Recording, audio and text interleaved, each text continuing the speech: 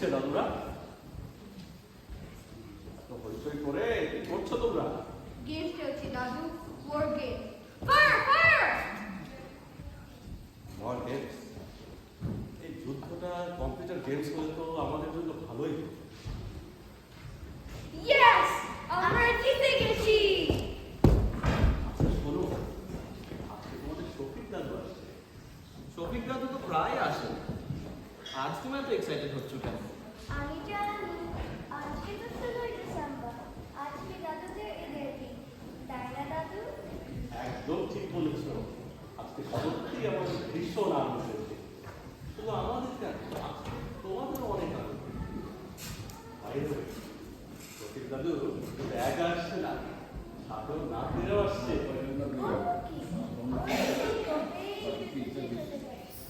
কতদিন ওদের সাথে খেলি না। আচ্ছা, ওরা কি দেশে এসছে নাকি? হ্যাঁ হ্যাঁ, ওরা কালই এসছে। আর একটু পরে ওই একটা দাদু চলে এসছে। জি। আরে সোহা, সাবিক, শ্রেয়া, আসো আসো।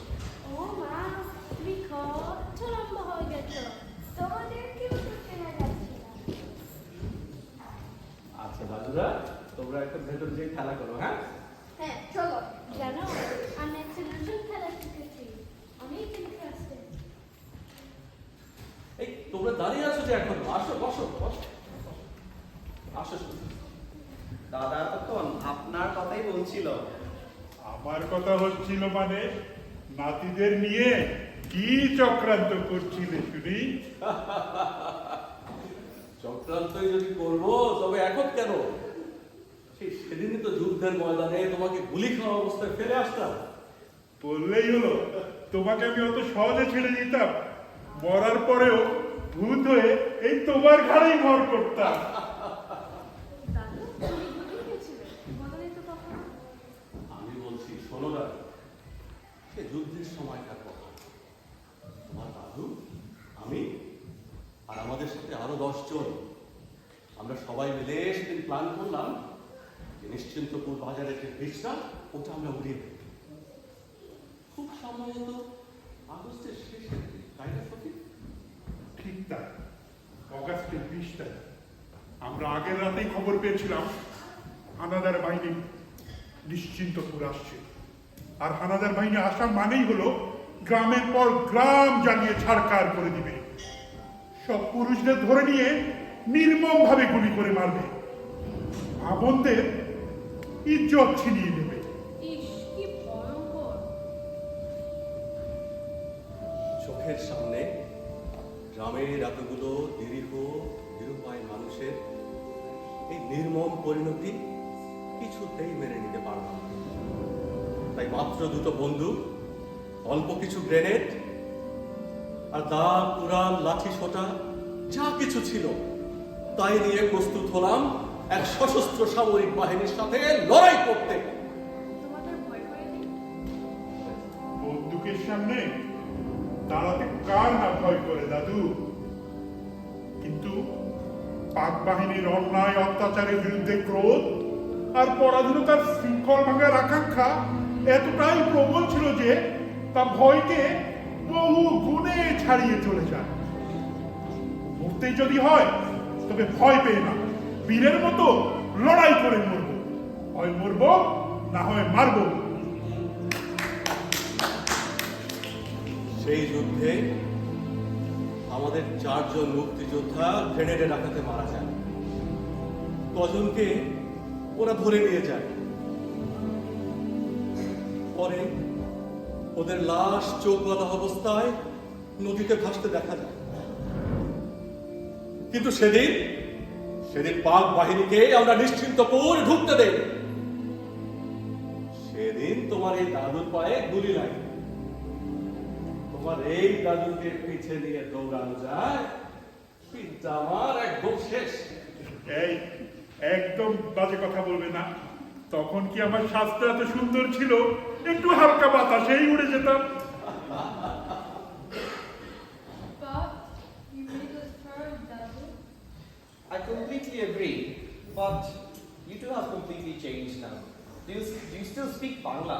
মানে তোমার বাংলা কি এখন মনে আছে? কি যে বলো, আমরা শুধু বাংলা বলতেই পারি না, বাংলা গল্প কবিতার বই পড়ি, গান করি। আসলে স্যার সোহা, বিদেশে থাকলেও মনে প্রাণে আমরা বাংলাদেশি। আমার তো মনে হয় কখনো কখনো আমরা অন্যদের চেয়েও বেশি বাংলা। দাদু দেখো তো, ওরা আমাকে কোনো কথাই বলতে দিচ্ছে না। কেন দাদুরা আমাকে কথা বলতে দিচ্ছ না কেন? আমি কিচ্ছু বলতে গেলেই ওরা আমার পক্ষে। আসো আসো আসো আমি কিন্তু এখন ভীষণ রেগে যাচ্ছি। ও, ওরা তোমার মুখের ভাষা কাইরা নিতে চায়। শোনো দাদু, এই 52 সালে ঠিক এভাবেই শুরু হয়েছিল আমাদের ভাষা আন্দোলন। ভাষা নাকি তোমরা আন্দোলন করেছিলে? আমরা করেছিল আমাদের বড়রা। দেশ দখল করা যায়, সময় গ্রাম দখল করা যায়, কিন্তু ভাষা ভাষা তো দখল করার জিনিস না যে আন্দোলন করতে হবে। আচ্ছা সোহা, তোমার মোবাইল একটু দিবে? নিশ্চয়ই, কিন্তু কেন? আগে দাও, বলছি। এই যে নাও তোমার মোবাইল। এই কি, তুমি আমার মোবাইলের ল্যাঙ্গুয়েজ চেঞ্জ করেছো কেন? আমি তো কিছুই বুঝতে পারছি না। এখন তোমার মাকে একটা ফোন দাও। এসবের মানে কি? এখনই ঠিক করে দাও। আচ্ছা, ছোট একটা টেক্সট পাঠাও। ভালো হবে না, বলে দিচ্ছি। ঠিক আছে ঠিক আছে।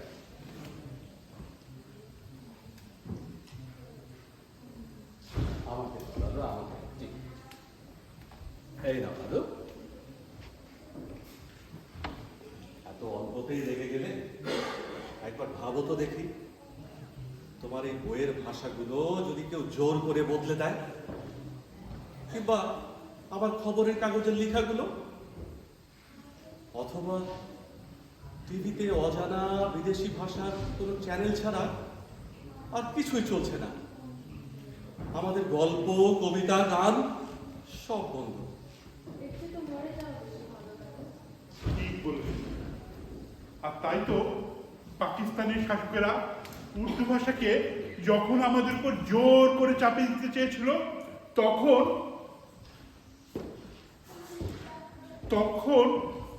আমরা সালাম, বরকত আর রফিক, জব্বার সবার প্রাণের বিনিময়ে মাতৃভাষাকে বাঁচিয়ে রেখে গেছে। আর 71-এ সেই ভাষাতেই মুক্তির ডাক দেয়া হয়েছে। আমার আর শফিকের মতো লক্ষ লক্ষ তরুণ যুবকেরা সেদিন স্বাধীনতার সেই ডাকে যুদ্ধে ঝাঁপিয়ে পড়ে। লাখো শহীদের প্রাণের বিনিময়ে আমরা ছিনিয়ে এনেছি সেই স্বাধীনতা।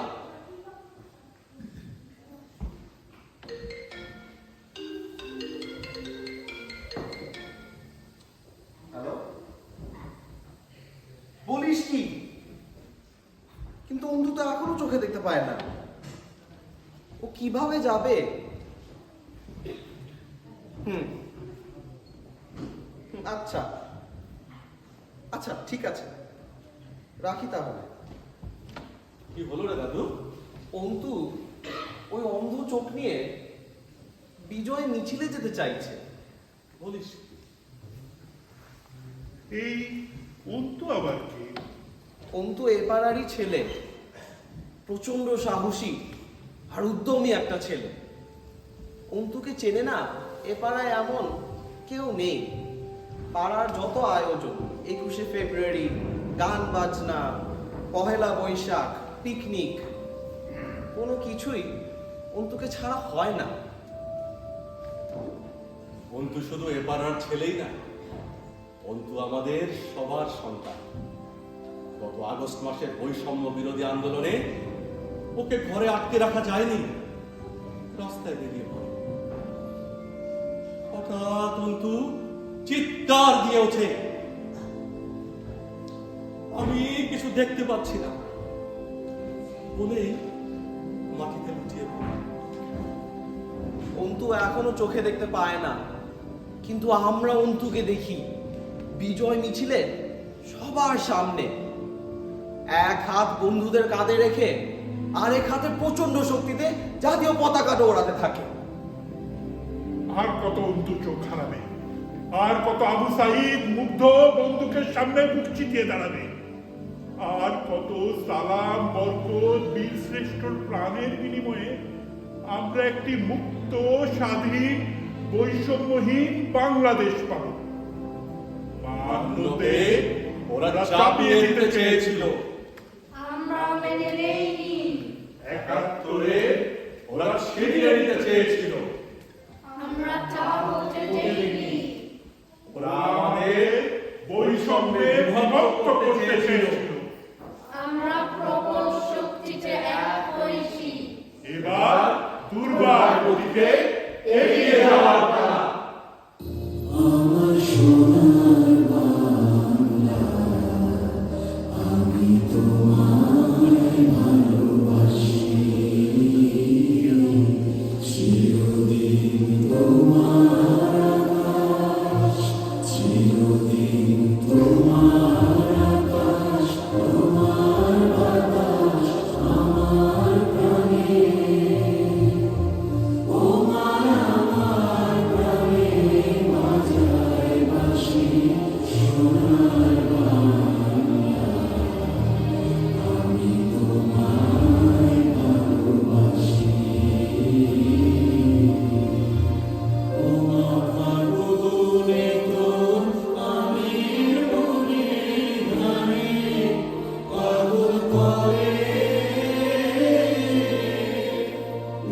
We are